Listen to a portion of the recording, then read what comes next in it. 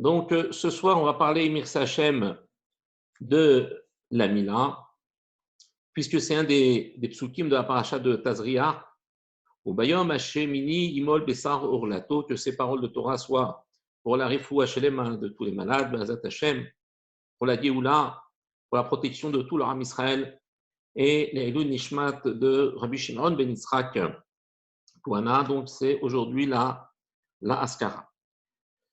Donc, on va parler aujourd'hui de ce passouk où Bayom Hashemini Imol Bessar Orlato, le 8e jour, il devra faire sa Mila.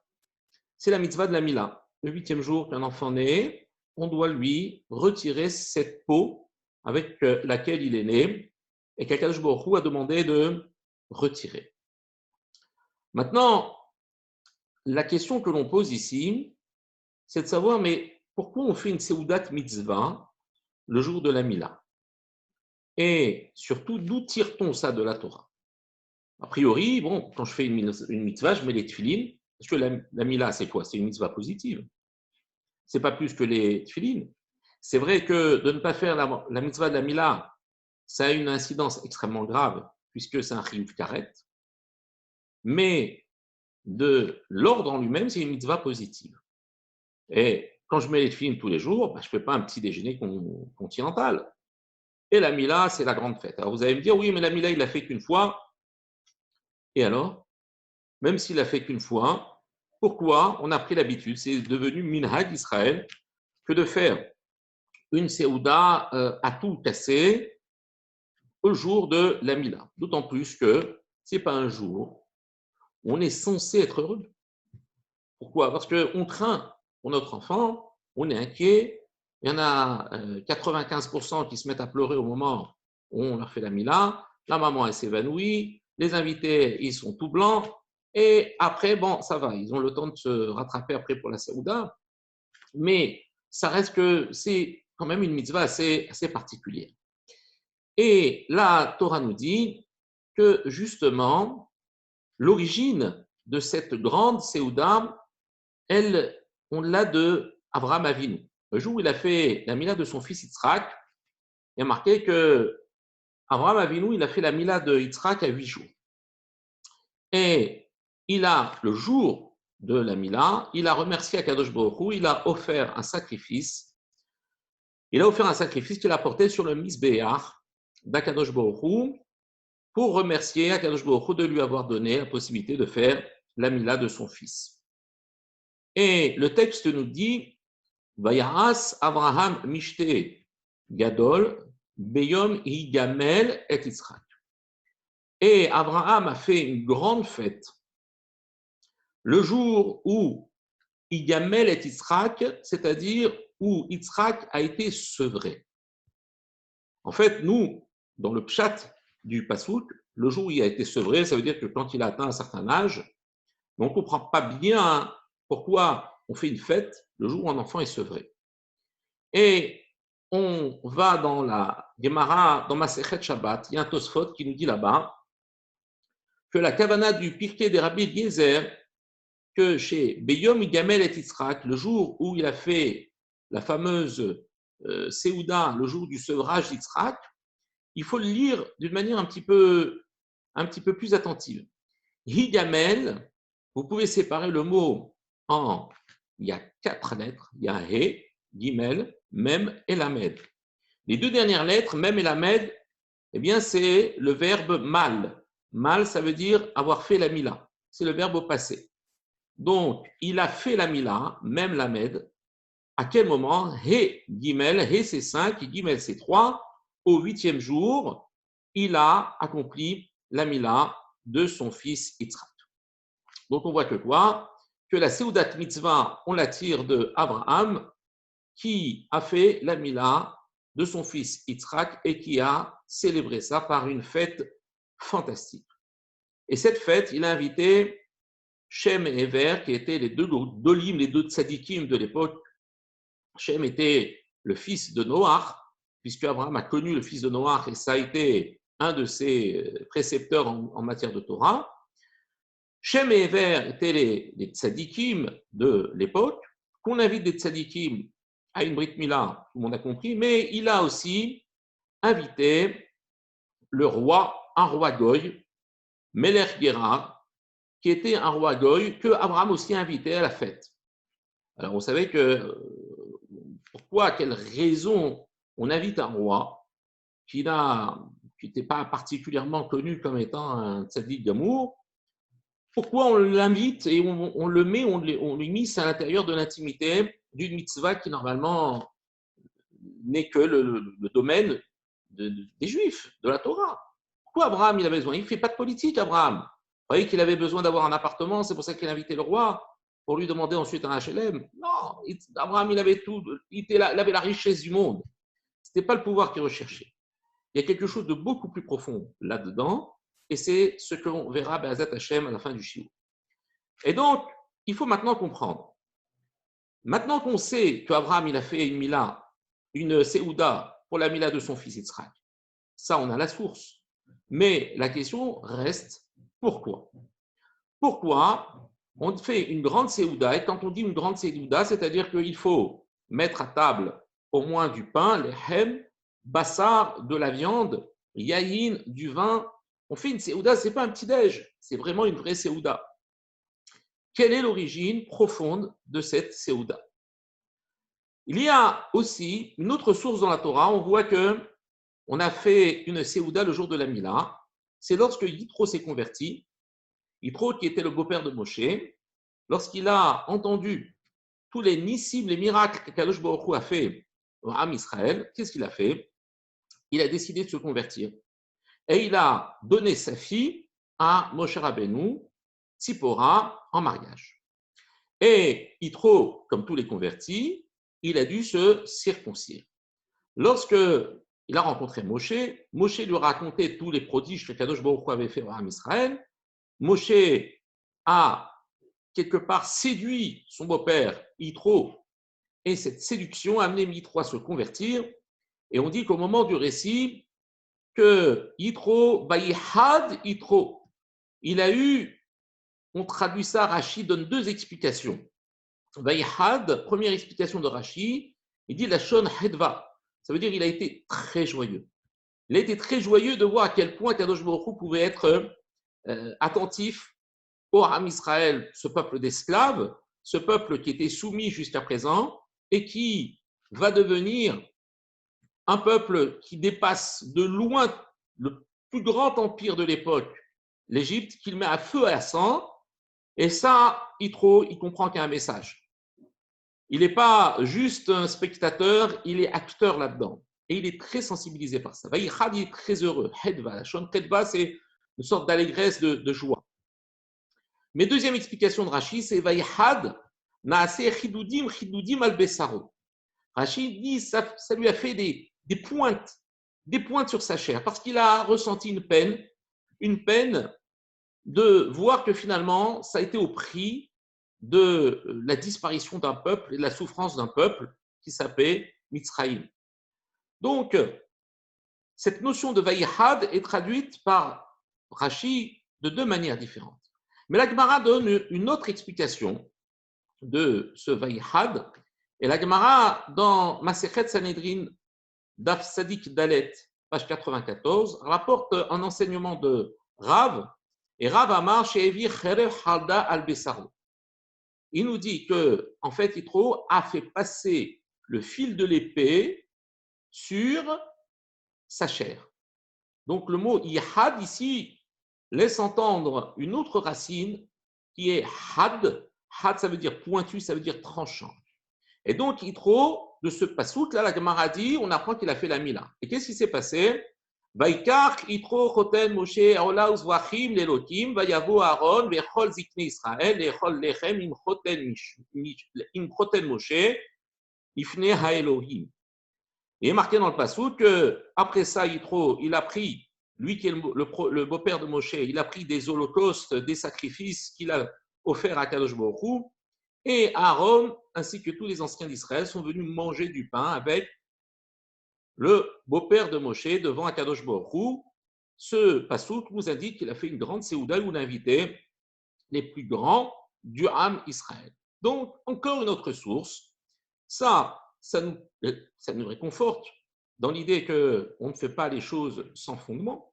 De notre côté, il nous reste à comprendre toujours pourquoi cette Séouda et pourquoi ce faste et cette grandeur pour pouvoir en fait marquer le jour de la Mila.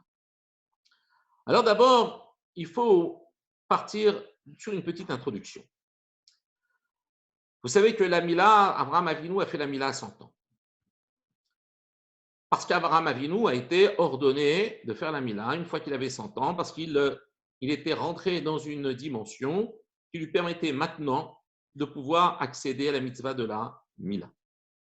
Simplement, lorsqu'il a eu son fils Yitzhak, qu'est-ce qu'il a fait? Le 8e jour, comme la Torah le demande, encore une preuve qu'Abraham Avinu connaissait la Torah avant qu'elle ne soit donnée, il a fait la Mila de son fils Yitzhak. Maintenant, Yitzhak, recevant cette ordonnance de la part de son père, qu'il l'a reçue de la part d'Akadosh Baruch Hu, il décide de faire la Mila à ses fils, Yaakov et Esav. Simplement, qu'est-ce qui se passe? Abraham, lui, lorsqu'il a fait la Mila, il l'a fait à 8 jours pour Yitzhak et à 13 ans pour Ishmaël. C'est pour ça qu'aujourd'hui, Ishmaël, les musulmans font la Mila plus tard, parce que Ishmaël a été circoncis le même jour que Yitzhak, mais à l'âge de 13 ans. Quand Yitzhak a eu 2 enfants, Yaakov et Esav, ses 2 jumeaux, il a décidé de leur faire la Mila à 8 jours. Mais le problème, c'est quand il a voulu faire la Mila à Yaakov, il a voulu la faire à Esav, mais Esav est né, il était roux.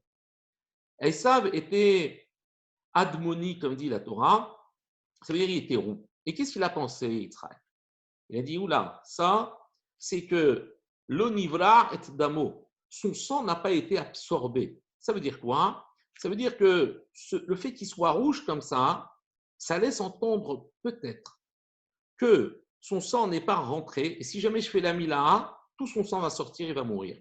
C'est une sakana, c'est un danger. Je vais attendre que son état change. On ne savait pas ce que c'était un roux à l'époque. Et quand Esav est né roux, c'était un siman du ciel. Ce siman a été perçu d'abord pour Yitzhak comme étant un signe de faiblesse et de risque de lui faire la Mila. Donc il ne l'a pas fait tout de suite la Mila. Il a attendu 1 an ou 2. Il a pensé que ça allait passer au bout d'1 an ou 2. Et ensuite, il a vu qu'il n'avait pas changé, qu'il était toujours roux. Et donc, il a compris que cet enfant, c'était dans sa nature. Qu'est-ce qu'il a fait? Il a dit, bon, qu'est-ce que je vais faire? Puisque mon frère Ishmaël, il a été circoncis à 13 ans, donc c'est un âge pivot, je vais le circoncire Esav à l'âge de 13 ans. Et il a attendu 13 années. Quand est arrivé l'âge de majorité religieuse de Esav, Yitzhak lui a dit, je vais te faire la Mila. Esav, il a dit, non, tu ne me touches pas. Tu ne me touches pas. Je veux rester comme je suis. Alors, une question qu'on rajoute à notre première question, pourquoi Esav n'a pas voulu être circoncis? Après tout, Esav n'a pas d'autre exemple. Il est le fils et le petit-fils de quelqu'un qui a été circoncis. Et sur l'ordre de qui? D'Akadosh Baruch Hu. Et Esav, peut-on dire qu'il réfutait l'origine de la Mila? Ce n'est pas possible. On est trop proche de l'ordre divin. Il est encore dans les girons de son père. Il a 13 ans. Et son père dans les girons de son père, de Abraham. Et donc, on ne peut pas imaginer qu'une transmission qui soit aussi vivante puisse être poussée par Esav. Il y a quelque chose d'autre derrière. Ce qu'on verra à Mirsa Hashem à la fin du shiur. Donc, qu'est-ce qui va se passer? Esav refuse d'être circoncis. La Gemara nous rapporte un enseignement qui va nous aider, Be'ezrat Hashem, à comprendre le reste. Il est marqué dans la Gemara, non, ce n'est pas dans la Gemara, c'est dans le Midrash Tanchuma. Dans le Midrash Tanchuma, on rapporte une discussion entre Tonus Rufus, qui était un rachat, un mécréant, qui a lui fait énormément de mal au Ham Israël, qui pose la question à Rabbi Akiva. C'est un contemporain de Rabbi Akiva. Et lui dit, dis-moi Rabbi Akiva, les Ezo Ma'asim Na'im, Shel Akadosh Baruch Hu, Shel Bnei Adam.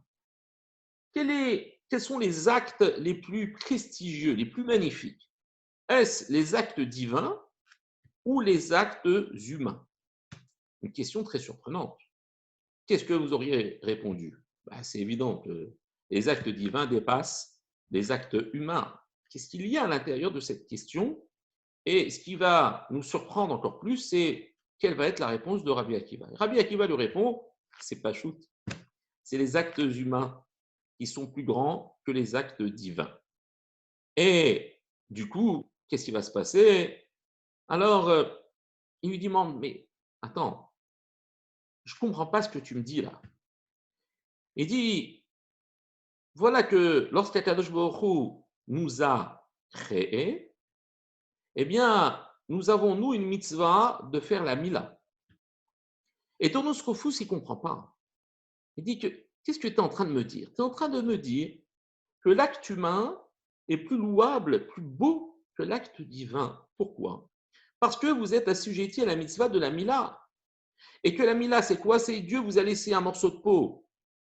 Et que vous avez l'obligation maintenant de l'enlever. Mais qu'il enlève ce morceau de peau.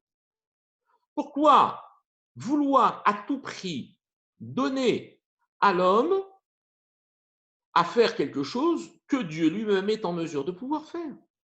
Pourquoi Akadosh Baruch Hu a laissé l'homme incirconcis et demande ensuite à l'homme de lui faire la mina? Et Rabbi Akiva lui dit, je savais que ta réponse, ta question cachait cette notion de la mina. Et c'est pour ça que j'ai préféré te devancer là-dessus et te dire en fait que les actes humains sont plus grands que les actes divins.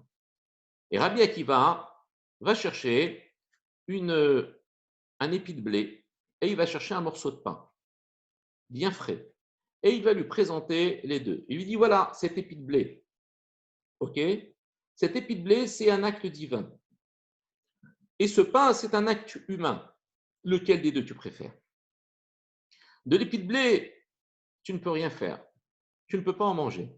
Il faut le battre. Il faut en sortir la graine. Il faut le moudre. Il faut en faire de la farine, le pétrir, le mettre au four. Tout ça, ce sont des efforts considérables pour arriver à quelque chose de savoureux qui est le pain. Donc, tu vois bien que les actes humains sont supérieurs aux actes divins. Mais Tono Soufous n'est pas convaincu. Il lui dit, mais non, je ne comprends pas. Je ne comprends pas parce que si tu me dis que les actes divins sont inférieurs à l'acte humain, je ne comprends toujours pas. Ça ne répond pas à ma question. Pourquoi Akadosh Baruch Hu n'a pas fait ce qu'il a demandé à l'homme de faire? Il est en mesure de pouvoir le faire et ça ne répond pas à ma question. Et là, Rabbi Akiva lui répond, il lui dit, Amarlo Rabbi Akiva, Eno Yotse Mahul, l'enfant ne sort pas circoncis. Pourquoi? Les filles Shelo Natan Akadosh Baruch Hu et la mitzvah le Israël, parce que Dieu n'a donné à l'homme des mitzvot et à Israël des mitzvot, et là les tsaref otam bahem, uniquement pour pouvoir en fait les unir l'homme avec la mitzvah, unir l'homme aussi avec le Créateur. Et la mitzvah est le point de rencontre entre Akadosh Baruch Hu et l'homme. Et Akadosh Baruch Hu, il a quelque part laissé des choses à compléter, à enlever, à rajouter à l'homme, bien qu'il soit capable de faire un monde complètement métoukan, complètement réparé. Mais qu'est-ce qu'il a voulu à Kadosh Baruch Hu? Il a voulu d'Afka laisser à l'homme le soin de compléter. De compléter ce qu'Akadosh Baruch Hu a voulu volontairement rendre imparfait. Alors, pour comprendre cette petite notion, maintenant que je vous ai habitué à des petits dessins, eh ben, on va mettre des petits dessins. Alors là, vous ne les voyez pas, mon petit dessin, parce que je me suis trompé. Alors, hop, voilà mes petits dessins qui arrivent. Donc, vous voyez, pour ceux qui lisent l'hébreu, vous avez ici le mot mitzvah.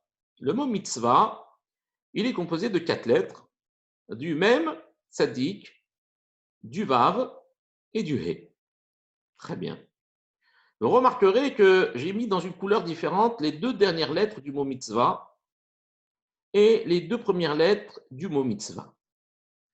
Les deux dernières lettres du mot mitzvah, je suis sûr que tout le monde a reconnu, ce sont les deux dernières lettres du nom de Dieu. Mais les deux premières lettres n'ont a priori pas de grande signification. Le même et le sadique, on ne connaît pas trop, et on ne voit pas ce que ça vient nous apporter de nous dire que le mot mitzvah est composé de deux groupes de deux lettres. Alors, qu'est-ce que l'on fait? Eh bien, alors là, il va falloir que je maîtrise. Qu'est-ce que j'ai fait? Hop. Et donc, vous vous souvenez que l'on a ici, hier, défini la notion de hatbash. C'est quoi la notion de hatbash? C'est la notion où on va associer les lettres qui sont diamétralement opposées dans l'alphabet et les intervertir quand on en a besoin. Alors, on se dit que peut-être que le même et le tzadik pourraient être intervertis par la règle du hatbash. Alors, qu'est-ce qu'on a fait? On a mis nos lettres dans l'ordre de l'alphabet et les lettres correspondantes dans l'ordre inverse de l'alphabet. Si nous voyons maintenant le même, on voit que le même, eh bien, il correspond au yud. Et si on voit le tzadik, on voit que le tzadik correspond au ré. Et alors là, c'est fantastique. Pourquoi? Parce que on vient de montrer que dans les lettres du même et de tzadik se cache le nom d'Akadosh Baruch Hu. Même et tzadik avec un hadbash, ça fait yud ke, et je ne l'ai pas marqué pour ne pas avoir à le marquer ou à effacer le nom de Dieu. Et les deux dernières lettres du mot mitzvah, vav, he, correspondent aux deux dernières lettres du nom de Dieu. Ça veut dire quoi? C'est-à-dire que dans la mitzvah, on a un point de rencontre, un point de jonction entre le monde matériel dans lequel la présence de Dieu est cachée et le monde spirituel dans lequel la Kadosh Baruch Hu est dévoilée. Dans ce monde matériel, il est caché où, à Kadosh Baruch Hu? À l'intérieur des mitzvot, à l'intérieur du monde, à l'intérieur de l'homme. Et lorsque l'homme va accomplir des mitzvot, il va en fait arriver à donner une sorte de cohésion entre le monde matériel et le monde spirituel, puisque la mitzvah, c'est quoi? C'est finalement un support matériel pour s'élever spirituellement, pour pouvoir dégager la dimension spirituelle qui est dedans. Et donc, le fait qu'un homme il fasse une mitzvah, ça va l'amener à faire une jonction entre le monde d'en bas, qui sont les deux lettres, les premières lettres du mot mitzvah, et les deux dernières lettres du nom d'Akadosh Baruch Hu. Ce qui fait que lorsqu'il fait une mitzvah, il inscrit le nom de Dieu, deux lettres de manière cachée et deux lettres de manière dévoilée. Donc, c'est ce que lui répond Rabbi Akiva. Il lui dit, tu vois, c'est les tsaref otam, c'est pour les lier, c'est pour les fusionner avec la Torah et les mitzvot. Et c'est pour faire du Ham Israël un peuple lié à Kadosh Baruch Hu. Il répond de la manière suivante à Tournus Rufus. Ce qui veut dire quoi? Ce qui veut dire que finalement, Kadosh Baruch Hu laisse à l'homme le soin de terminer son travail. Mais là, Tournus Rufus, lui, il n'est pas si bête que ça. Il a une autre question qui lui vient derrière. Il se dit que finalement, tout l'objet de cette question, c'est de dire, mais en fait, c'est comme si on faisait un travail de correcteur avec le Créateur. Est-ce que nous, on peut se permettre de dire à Dieu, ce que tu as fait n'est pas fini, je vais y rajouter ma touche?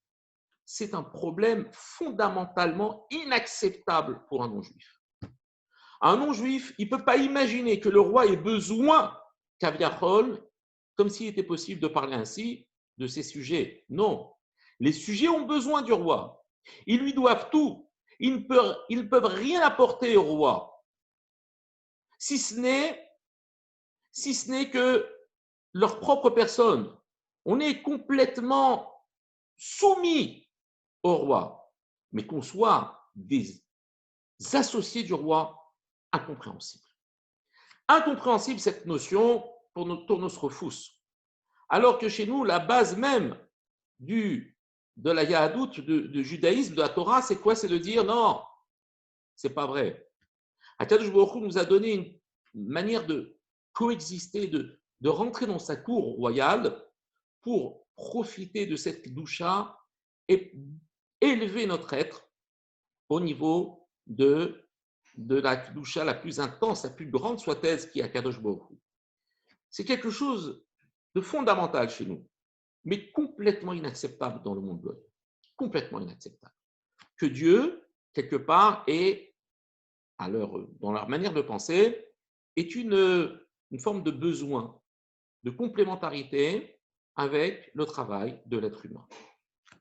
Donc derrière cette discussion, il y a, vous avez compris, un message beaucoup plus profond. Maintenant, revenons à notre Seudat Mitzvah. Lorsqu'Abraham Avinu va faire une Seudat Mitzvah pour la Mila de son fils Yitzhak, il va inviter Shem et Eber, c'est les deux tzadikim, c'est les deux idolim de l'époque, ça, pas de problème. On est combien honoré de la présence des maîtres spirituels de l'époque. Et donc, quand on invite, c'est pour être honoré, c'est pour aussi honorer la Torah qu'on invite ces Chachamim. Mais pourquoi invite-t-il Avimelech? Avimelech, qui était le roi, qui était un roi qui n'était pas un roi tzaddik, pourquoi ce goy? Pourquoi inviter un goy à la Brit Mila? Ce n'était pas nécessaire. Abraham n'était pas tenu à un protocole. Alors les Chachamim nous disent que la raison pour laquelle Abraham a invité le Meler, Avimelech, c'était parce que le but d'Abraham, c'était quoi? C'était de répandre Akadosh Baruch Hu dans le monde entier.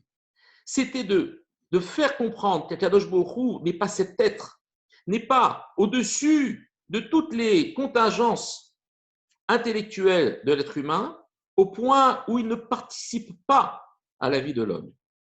Mais non seulement il participe, mais il fait participer Dieu, il fait participer l'homme quelque part à sa vie.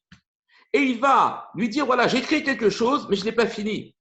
C'est un jeu de rébus, c'est un jeu de devinette. Pourquoi, Kadosh Baruch Hu, tu n'as pas tout fait? Parce que je veux établir une liaison avec l'homme. Parce que la proximité que j'entretiens avec l'homme à travers ce partenariat, c'est pour vous, les hommes. C'est pour vous permettre de vous élever. Ce n'est pas parce que je suis incapable de le faire. Et cette façon de penser que Dieu veut élever l'homme et non pas veut le rabaisser, et non pas veut le détruire, et non pas veut le punir, comme on voit souvent des mots qui apparaissent dans d'autres religions, le châtiment, la pénitence, la souffrance, l'abstinence.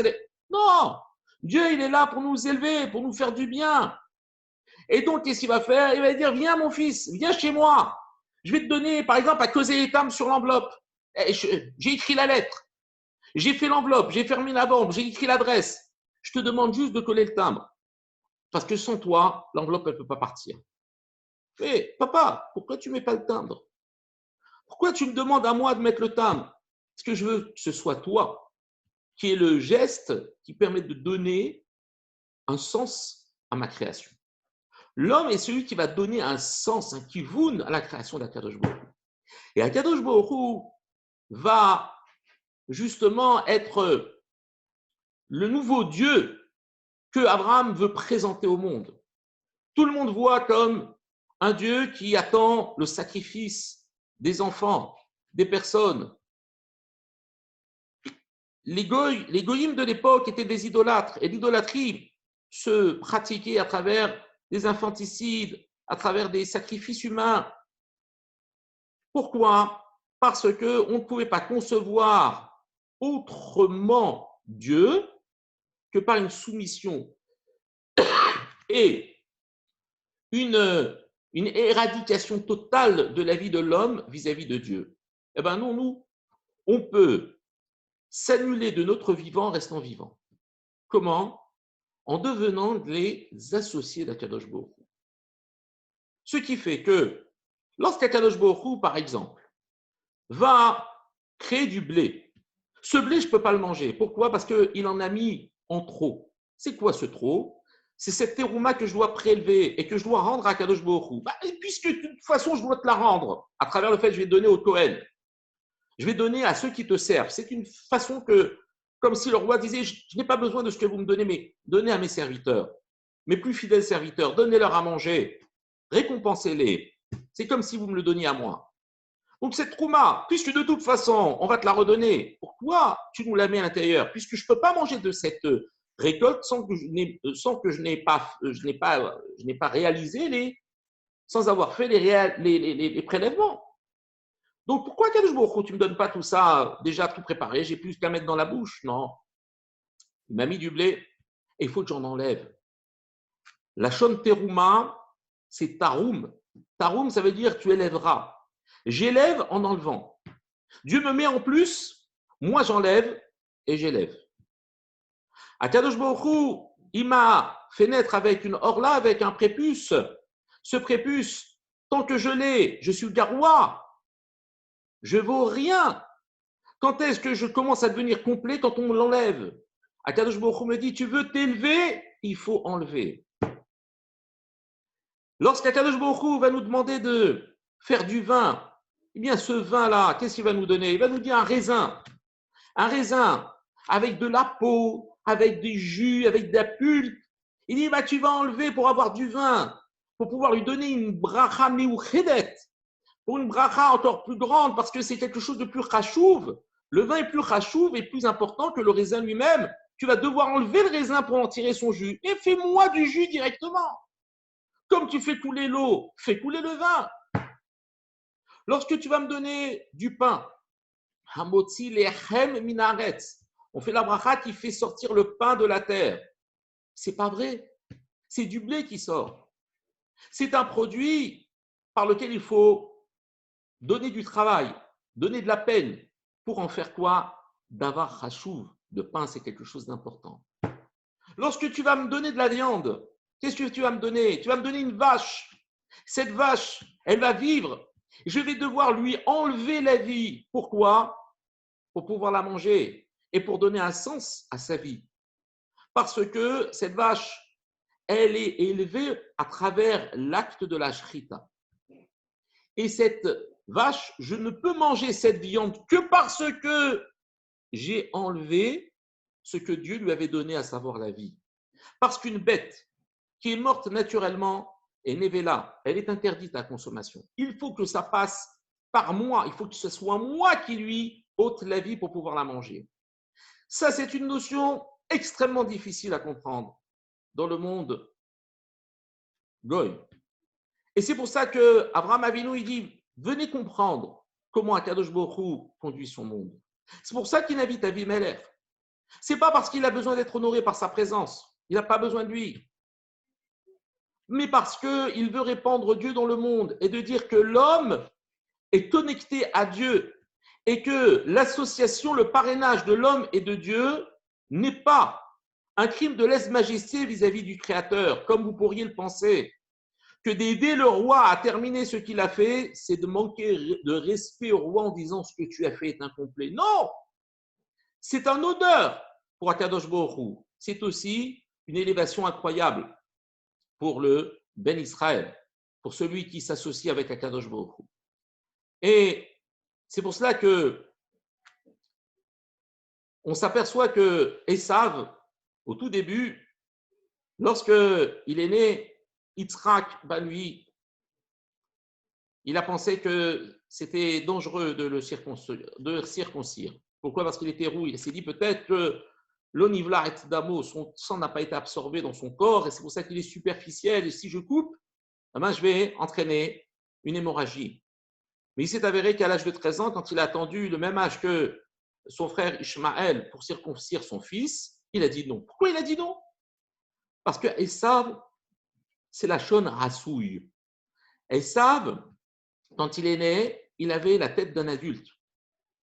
Il n'avait pas la tête d'un enfant. Il était déjà fait. Ça veut dire que Esav, c'est celui qui considère que tout est fait, il n'y a rien à compléter. Esav, c'est celui qui va être le point de départ d'Égoïm, le point de départ de ceux qui refusent de participer ou de parrainer Akadosh Baruch Hu dans le complément du monde. Et c'est pour ça que Esav dit non, stop, je ne veux pas de cette mila. Parce que moi, j'ai une considération divine qui est autre que la tienne. Moi, pour moi, les choses sont faites. Dieu a fait, et s'il ne nous a pas enlevé la Mila, c'est qu'il ne faut pas l'enlever. C'est interdit d'enfreindre la parole et l'acte divin. Si je suis né comme ça, me mutiler, c'est quelque chose qui viendrait porter atteinte à la dignité du roi. Ah, peut-être que l'intention est noble, mais l'intention n'est pas celle qu'Akadosh Baruch Hu attendait de lui. Esav ne pourra pas rentrer dans le clan d'Israël parce qu'il n'a pas conscience de ce parrainage, de cette association qu'il y a entre Akadosh Baruch Hu et l'homme. C'est trop d'imaginer que le Dieu Tout-Puissant puisse être à la fois capable d'égaler, de vivre en partenariat, en binôme avec l'être humain. Ça, c'est inacceptable. Et c'est pour cela que les Rami nous disent que Esav, les Goyim prendront comme symbole par lequel ils vont calculer le temps, le soleil. Les années chez les Goyim sont des années solaires de 365 jours. Alors que chez les Bnei Israël, les mois sont lunaires. Les mois sont solaires chez les Goyim et les années sont solaires. Mais chez nous, les mois sont lunaires, tout est calculé en fonction de la lune, mais les années sont solaires, c'est-à-dire qu'on se recale par rapport au soleil pour justement garder les fêtes aux périodes des saisons, pour ne pas que les fêtes changent de saison, que Pessah soit toujours au printemps, par exemple. Qu'est-ce que ça veut signifier ici? C'est que le soleil, c'est un astre qui ne change jamais. Parce que il est un astre qui, lui, ne change pas de configuration. Il représente l'emblème des Goïm, qui ne veulent justement rien changer par rapport à ce que Dieu a mis dans le monde. Pourquoi? Parce qu'ils ne perçoivent pas cette association qu'il peut y avoir entre l'homme et Dieu. Ils ne peuvent pas imaginer que Dieu puisse demander à l'homme « fais ce que je n'ai pas fait ». C'est pour cela que, par exemple, chez eux, la notion de sacrifice ne peut se faire que par une combustion totale, ce qu'on appelle les holocaustes.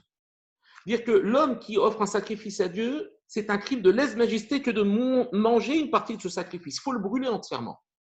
Or que chez nous, les Bnei Israël, on a une catégorie de sacrifices qui s'appelle les shlamim. Et ces shlamim, ce sont des sacrifices dont une partie est offerte au Kohen, une partie est consumée sur l'autel et une autre est mangée par le Baal, celui qui apporte le sacrifice. Cette notion de partenariat avec Akadosh Baruch Hu, non, ça, c'est pas pour les autres. C'est uniquement pour leur âme Israël. C'est pas pour les autres peuples. Ils ne conçoivent pas ça. Ils ont une façon, par exemple, on ne peut pas être à la fois destiné à la mission divine en étant un prêtre et en étant marié. C'est pas possible. Tu ne peux pas être à la fois un homme consacré et tu ne peux pas en même temps avoir la vie d'un homme. Donc tu ne peux pas te marier. Tu ne dois pas avoir d'argent, tu dois faire vœu de pauvreté, vœu de chasteté, vœu de péché de gourmandise. Tout ça, ce sont des notions qui viennent quelque part heurter l'esprit du monde, qui n'est pas le monde juif. Alors que chez nous, on vit avec Dieu. On vit à travers, certes, les sacrifices que nous faisons de notre vie, mais aussi à travers aussi les plaisirs de ce monde. Ces plaisirs sont des points d'appui pour pouvoir nous élever. Et le jour de la Mila, bien qu'il soit un sacrifice, il est aussi un plaisir. C'est pour ça que le jour de la Mila, qu'est-ce qu'on va faire? On va offrir du pain, de la viande, du vin. Ça vous rappelle quoi, ça? Ça vous rappelle, par définition, l'archétype de ces aliments qu'il va falloir façonner pour pouvoir les consommer. Et pourtant, c'est à Dieu que l'on doit ces aliments.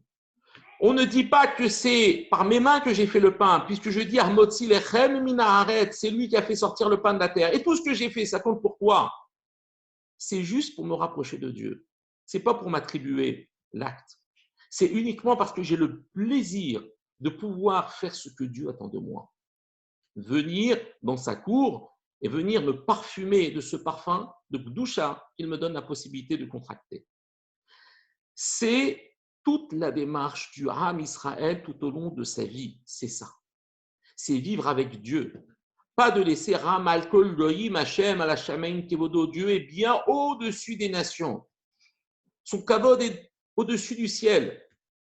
J'ai besoin d'intermédiaires pour parler avec Dieu. J'ai besoin de prophètes. J'ai besoin de personnes capables de pouvoir créer cette relation. Non, nous, on a la mitzvah.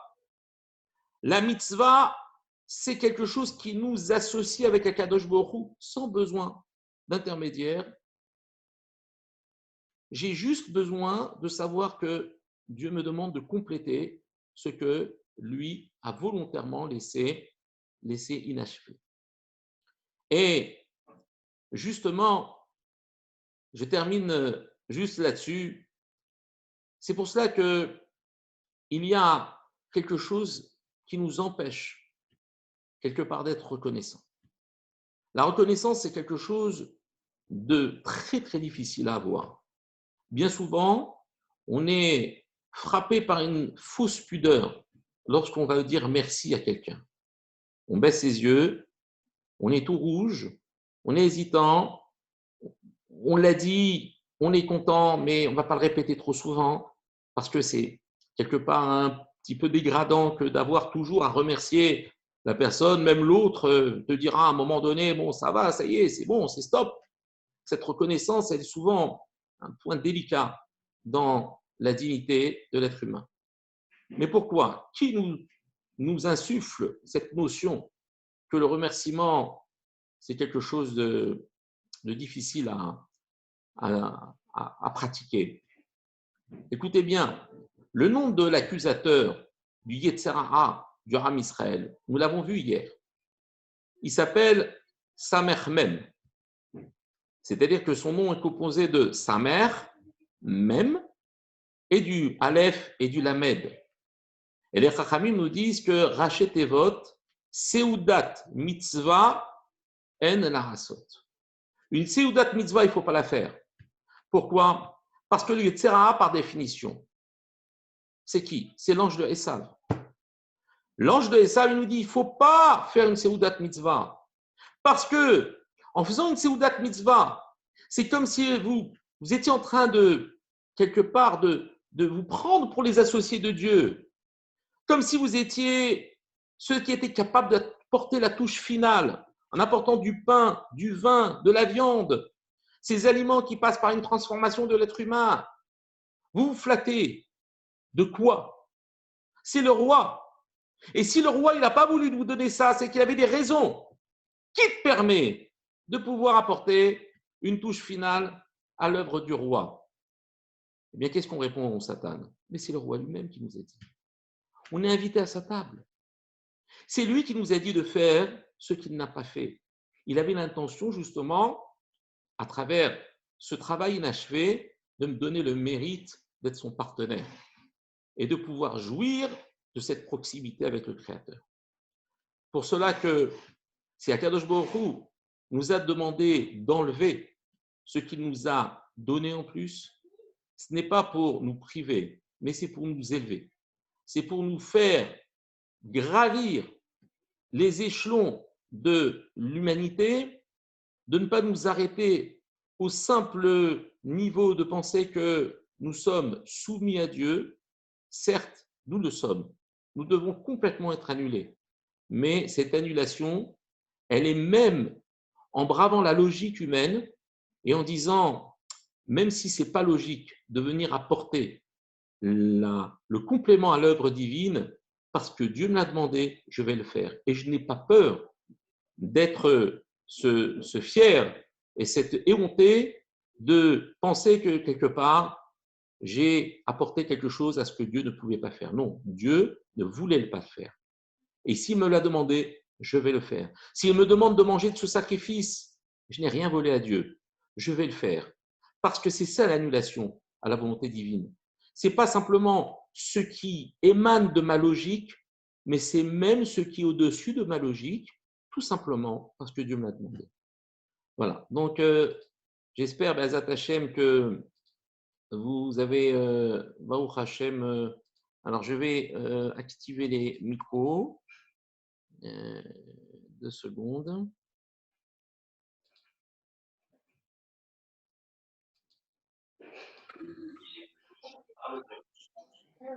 Alors, est-ce que vous avez